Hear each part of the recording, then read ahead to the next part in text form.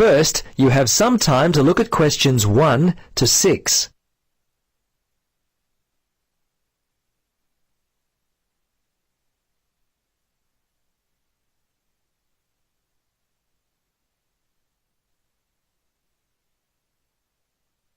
Now listen. First, you will hear a discussion about a visit to the zoo. First, you have some time to look at questions 1 to 6.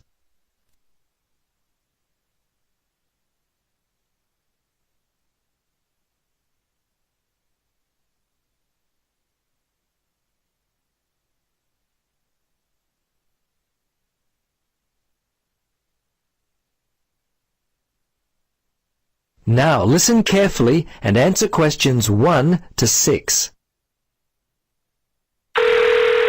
Welcome to Geno's Zoo. How can I help you? Yes, I'm interested in coming to the zoo with 3 visitors from Japan. I know you've got all the animals, but my guests would really like to get up close to the animals, something different and unique. Do you offer special tours? As a matter of fact, we do. We offer 3 tours. We have our Snakes Unlimited tour, we have a Birds Galore tour, and we also have a special behind-the-scenes tour which takes you to our animal hospital, where you get to see all the injured animals and how we look after them. Oh, right. Well, one of the girls is studying to be a vet, so I think the behind-the-scenes tour would probably appeal to her. I think Tomo would like to hold a snake, and the birds sound fascinating too. Tell me, is it possible to do all 3 tours? Yes, actually it is. The Snakes Unlimited tour kicks off at 10:15 and goes for an hour. The second tour with the birds start at around noon, and the last tour happens at 2:30. So it is possible to do all the tours during your visit to the zoo. Great. Now, the only thing I want to know is, how much does all this cost? Well, let's see. The admission price is $15.95 and the tours are extra. If you're interested in the snakes tour, it's going to cost $5.50, but that price includes being able to hold a python. The birds tour is where you get to hold an adult eagle. That one costs $6.50, and I think the third tour costs $9.50, yes. And you get to hand feed the baby kangaroos. Before you hear the rest of the conversation, you have some time to look at questions 7 to 10.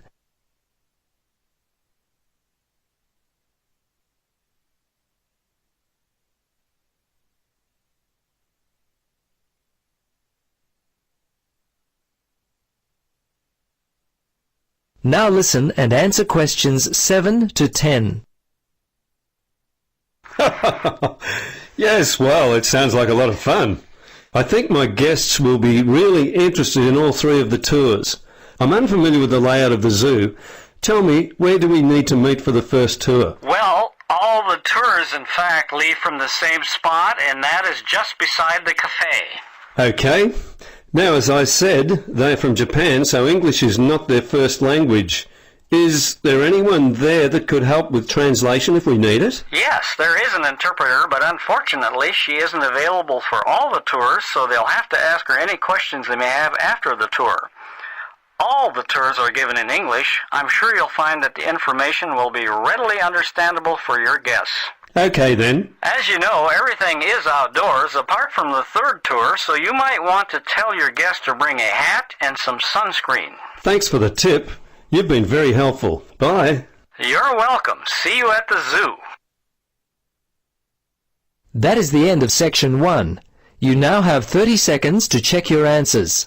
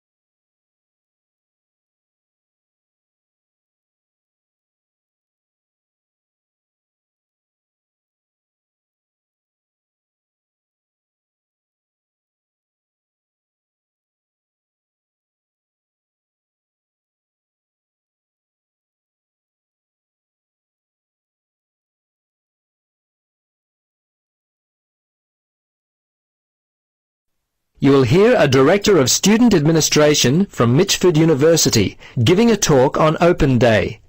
First, you have some time to look at questions 11 to 17.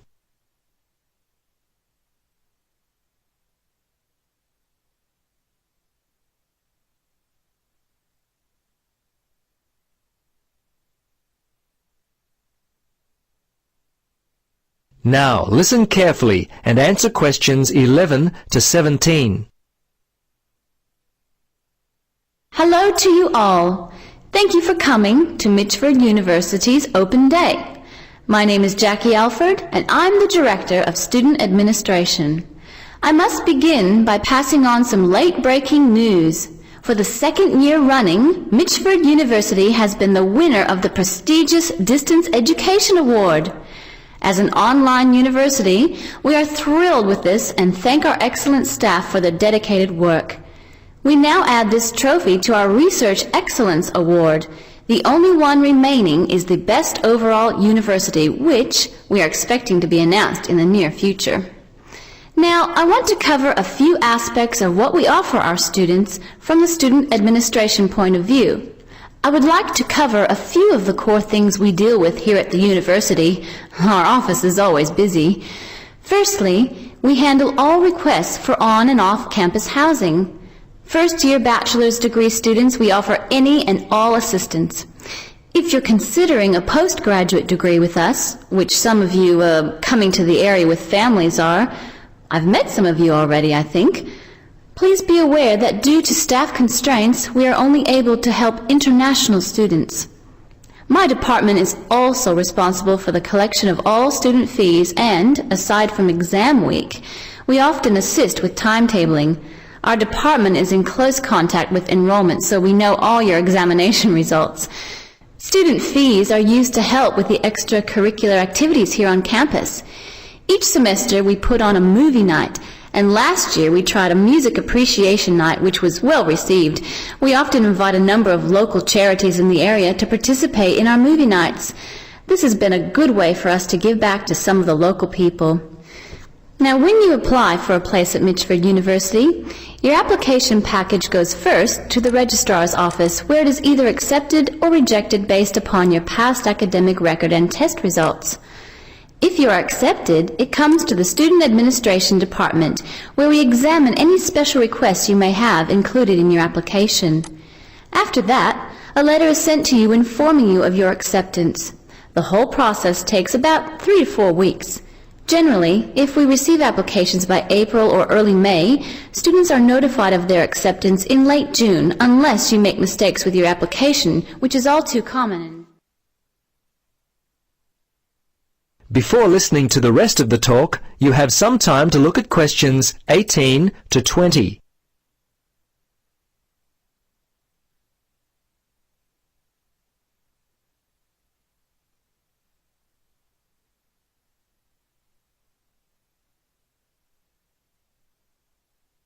Now, listen carefully and answer questions 18 to 20.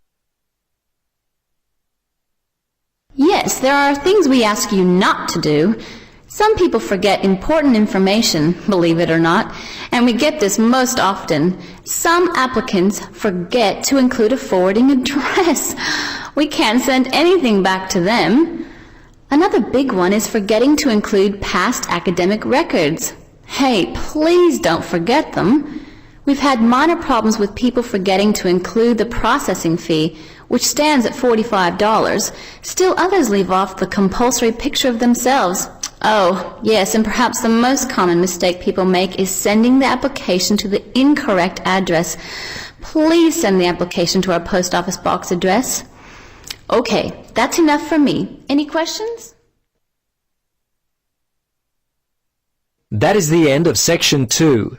You now have 30 seconds to check your answers.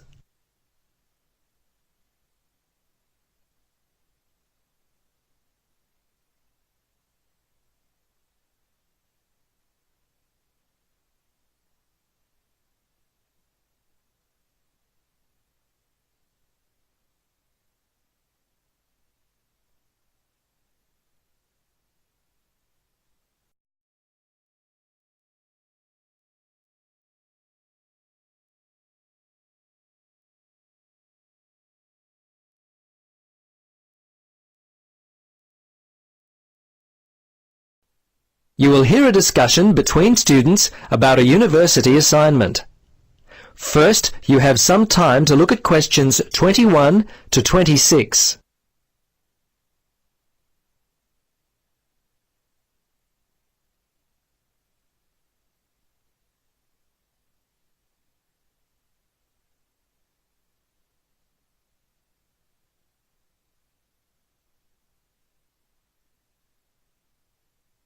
Now listen carefully and answer questions 21 to 26. Well, as you know, we have to plan and conduct a survey. How should we organise this? Well, I think we should divide up the task and then assign them to people who want to do them. I think that's a good idea. I don't want to talk to people.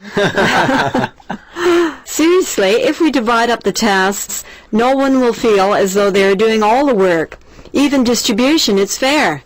I've done it this way before, and it's always worked out quite well. Yes, I agree, but what if some tasks are longer than others?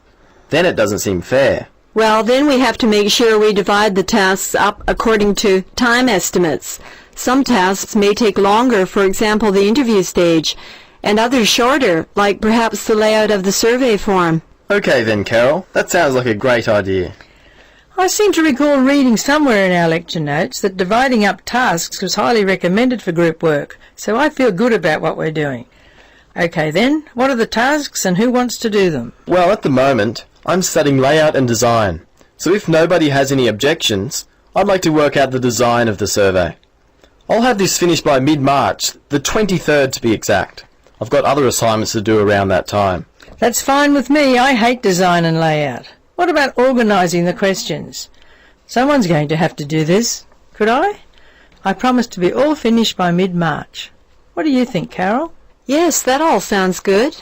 I guess someone's going to have to do the questioning. Why don't I conduct the survey? The assignment is due on April the 3rd, so I will have the survey completed by late March, just in time for the oral report. Before you hear the rest of the conversation, you have some time to look at questions 27 to 30.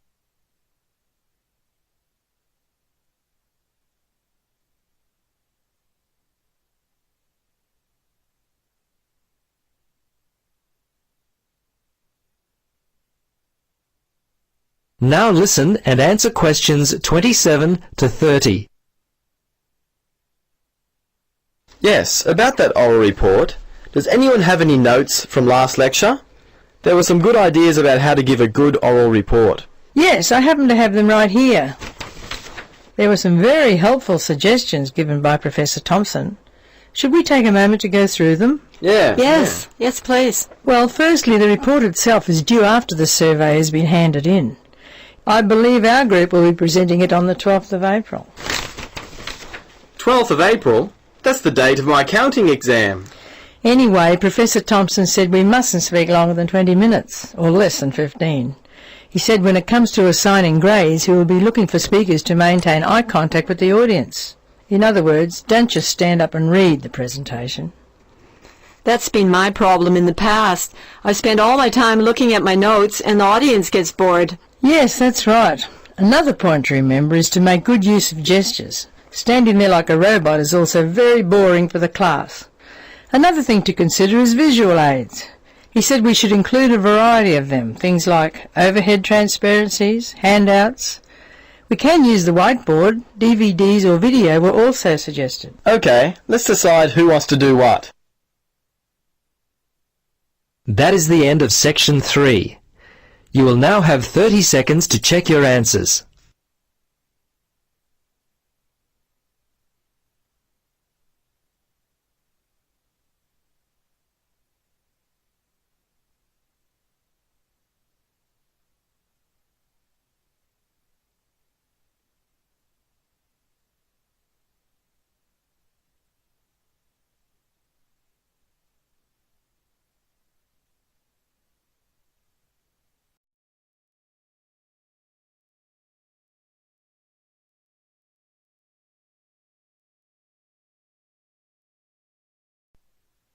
You will hear a talk by a university lecturer about the Aboriginal language of Australia. First, you have some time to look at questions 31 to 40.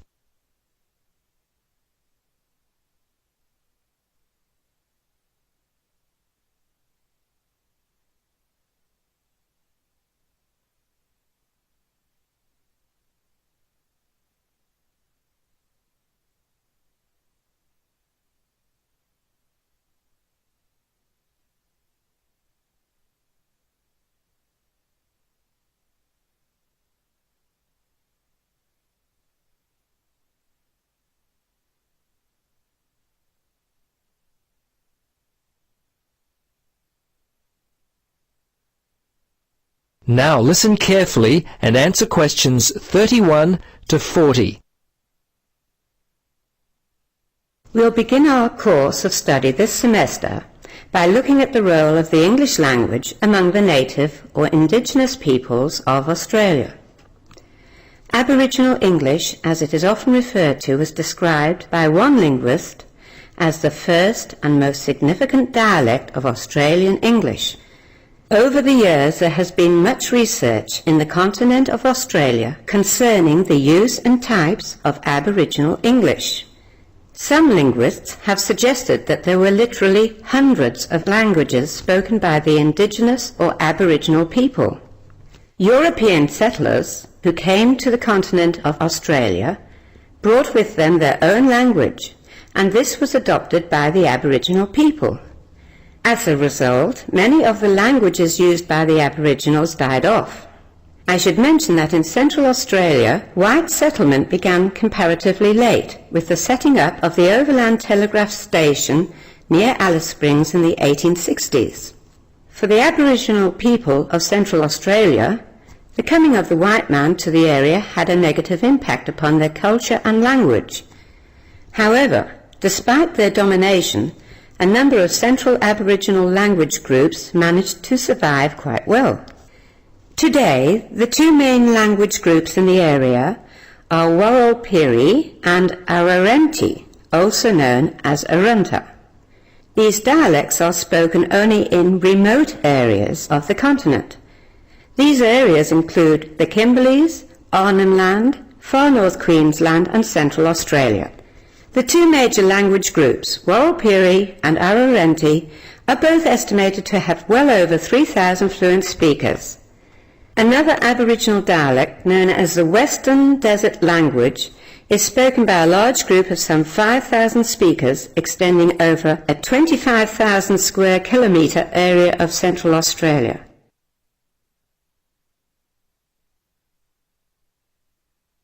So just how many languages were in use by these people?